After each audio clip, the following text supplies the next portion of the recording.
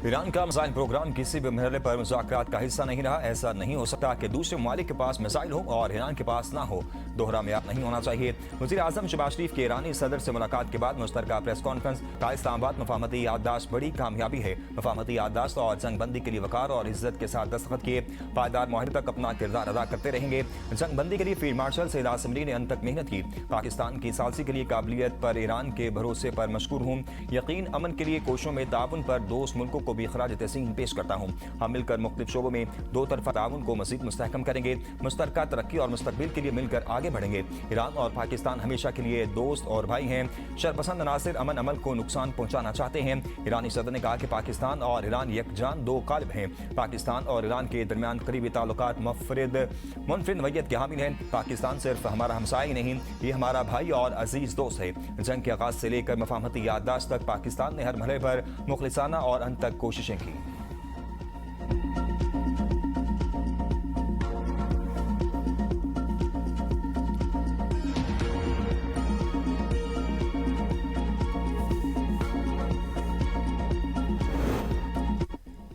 ईरानी सदर का दौरा पाकिस्तान। सदर मुमलिकत आसिफ अली जरदारी से ईवान सदर में मुलाकात। पाक ईरान ताल्लुकात को मजबूत बनाने और इलाकाई अमन के अज़म का अदा।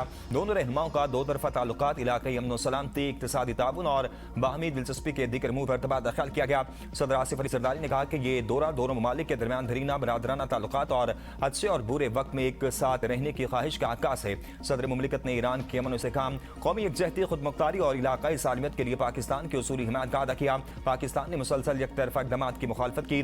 सदर डॉक्टर मसूद पेज़ेश्कियान ने अमन और मुज़ाकरात के फ़रोग़ के लिए पाकिस्तान की मस्बत और तामीरी कोशिशों का शुक्र अदा किया। हालिया मुश्किल हालात में पाकिस्तान की जानिब से की जाने वाली हिमायत को सराहा। कहा ईरान पाकिस्तान के साथ ताल्लुकात को इंतहाई अहमियत देता है। सियासी, इक़्तिसादी, सिक्योरिटी और इलाकाई उमूर में ताउन को मज़ीद वुसअत देने का ख़्वाह है।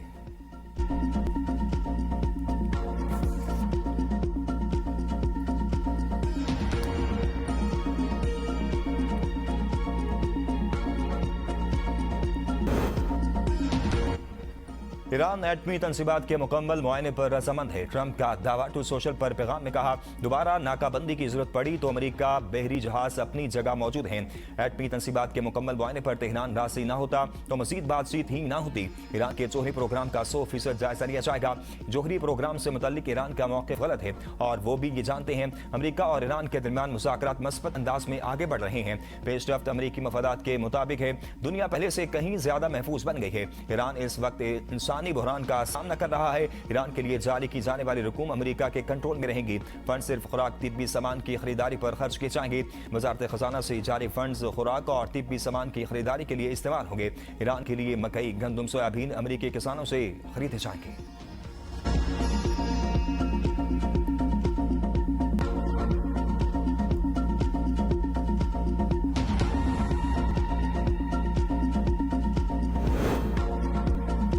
मुआयनाकारों को जोहरी मकामात का दौरा कराने का इरादा नहीं। स्विट्जरलैंड में ईरानी वफ्द ने सरबरा IAEA ग्रोसरी से मुलाकात नहीं की।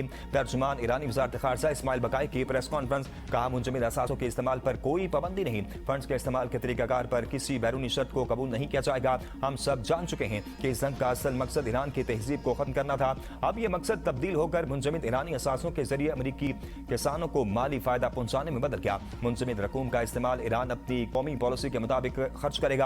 ईरान के मरकजी बैंक के गवर्नर अब्दुल नासिर हिमती ने कहा, हम अमेरिका से ज़रूरी सामान खरीदने के पाबंद नहीं। अगर अमेरिकी कीमतें और मेयार दीगर ममालिक के मुकाबले में ज्यादा मौजूद है तो अमेरिका के साथ तिजारत में कोई रुकावट नहीं।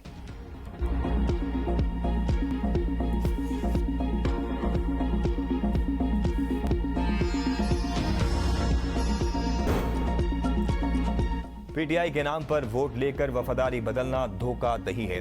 PTI के मरकजी रहनुमा सलमान अकरम राजा की मीडिया से गुफ्तगू। कहा, विफाक ने सूबे से जो पैसे मांगे हैं इसको बानी PTI से मुलाकात से मशरूत किया है। बानी PTI से मुलाकात के बाद इस बात का फैसला होगा सूबे ने विफाक को रकम अदा करनी है या नहीं। अगर हम बजट पास ना करते तो सूबा नहीं चल सकता था। बजट पास ना करने का मतलब था कि आपने अपनी हुकूमत का खात्मा कर दिया। गिलगित बल्तिस्तान के इलेक्शन में जो हुआ कोई अच्छी मिसाल कायम नहीं की गई। GB में जो लोग दूसरी तरफ चले गए उनको पार्टी से निकाल देंगे।